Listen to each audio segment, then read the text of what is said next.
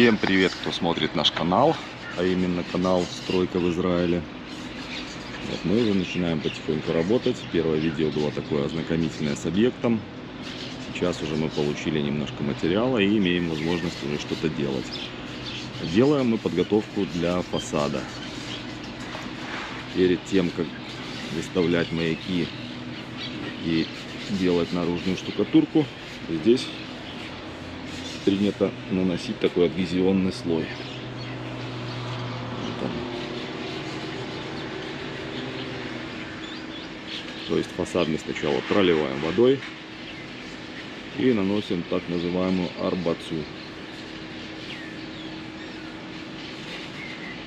В местах перехода бетона на блок, где есть этот внутри пенопласт, закрываем вместе с фасадной сеткой стеклотканевой.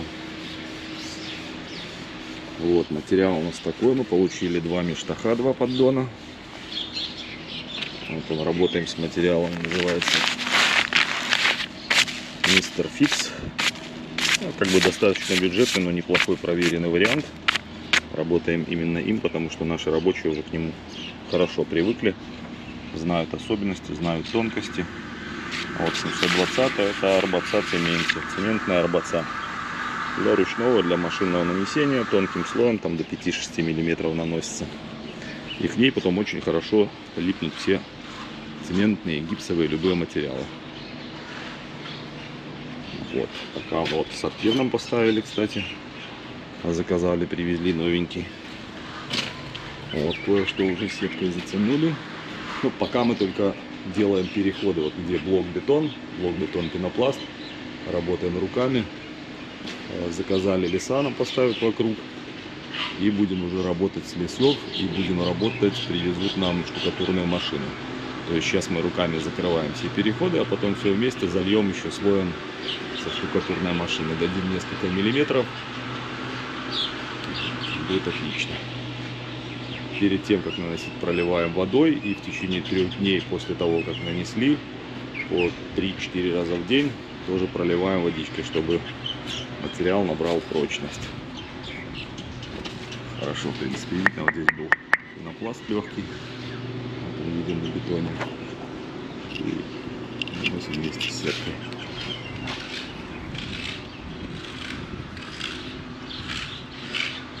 Здесь вот видно мокрое, мы только пролили водичкой.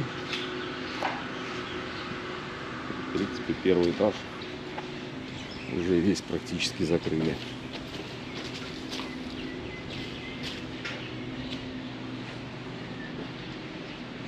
Вот, остались верха.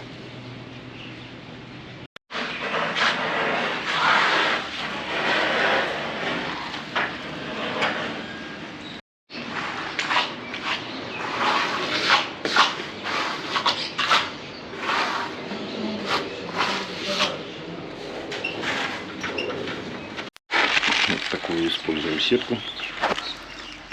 Какая у него плотность, я даже не знаю, скорее всего 160, потому что нет никаких этикеток, никаких обозначений. Для штукатурки мы будем использовать вот такие вот углы. Фасадный он оцинкованный, и на каждый уголок где-то такая пластиковая крышечка, для того, чтобы в процессе штукатурки правилом не царапалось. Слой оцинковки, и потом не ржавело. Как бы эти углы хорошо работают, ржавчину не пускают. И маячки заказывали просто маяки, пришли алюминиевые. В принципе, без разницы, потому что мы будем все равно выдирать. Пока взяли 300 метров и 600 метров. Перешли на второй этаж, поливаем. Как бы второй, это так, здесь это первый этаж, это нулевой карка, второй это первый. Все, пошел второй этаж под арбацу. Здесь не так много, одна стенка. Здесь стенка на балконе. Мы здесь все будем доставать с лестницы обычной стремянки.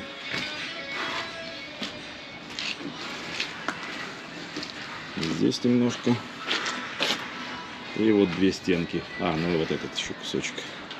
Все, это хотелось бы сегодня закончить, чтобы перейти на крышу. На крыше тоже немножко есть работы.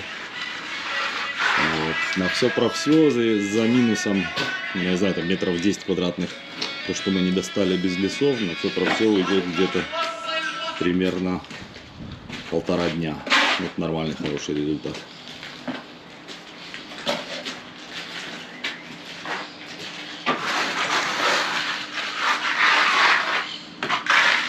Здесь уже сделали даже подготовку под мозгам, под кондиционер.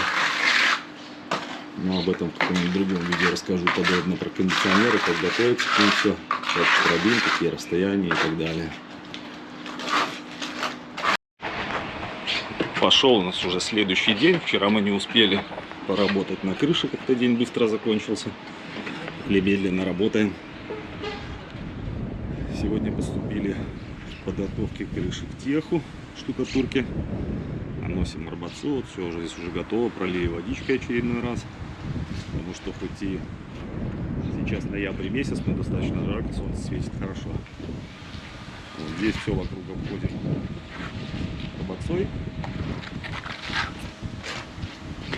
И уже в следующем видео начнем ставить уголки и маяки. Эта крыша готова, это не мы делали. Вот, будет штукатурка у нас на верхней плоскости и снизу, как здесь. Только будет отличие такое, то что здесь гидроизоляция приходит прямо в штукатурку, а мы будем делать небольшую ступеньку, где-то 1,5-2 сантиметра. Ну, как бы, как капельник, чтобы вода стекала не на примыкание изоляции, а чтобы было как бы такой барьер, чтобы проходила мимо немножко. Это лучше. Это не столь важно, но как бы лучше, потому что дожди здесь очень сильные бывают, очень мощные. И лучше перестраховаться лишний раз. Вот здесь можно увидеть уже готовый результат, как нанесли арбацу немножко таким малиджем, шпателем с зубами, не с зубами, а с волной. И получается фактура волнистая, больше будет площадь соприкосновения. Первый слой мы нанесли просто гладкий. Где тут уже нет, вот он есть. Просто гладкий для того, чтобы прикатать сетку. Но как бы гладкий он совсем получается гладкий, не очень шершавый.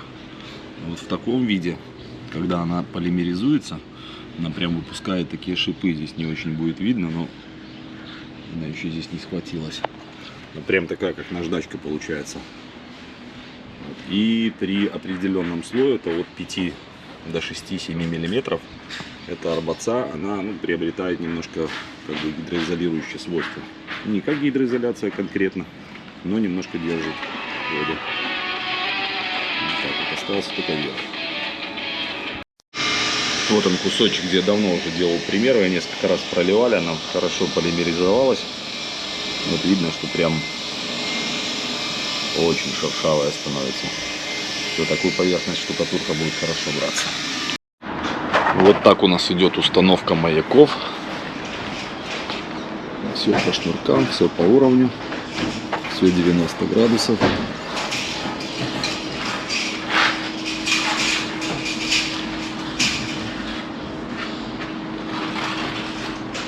Маяки устанавливаем на штукатурку терми. С ней проще работать, она более легкая. Вот если наш мистер Фикс, то номер 760. Поставили пока леса на часть фасада.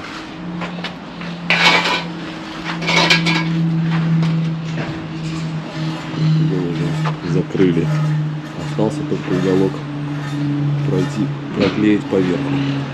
И все, и будем приступать к штукатурке. И сегодня привез штукатурную машину Калетта. Завтра мы ее соберем, подключим. И уже когда будем делать штукатурку, покажу, как она работает. В принципе, неплохая машинка. Кому интересна эта тема, кому интересно такого рода видео, подписывайтесь обязательно. Ставьте колокольчик, чтобы не пропустить следующие выпуски, потому что где-то будет видео раз в неделю, может быть 2 раза в неделю. Как бы мы здесь работаем под ключ, и до момента уборки все все будем снимать до момента получения ключей хозяина квартиры. Поэтому еще раз говорю, если вам это интересно, как это происходит в Израиле, то обязательно подпишитесь.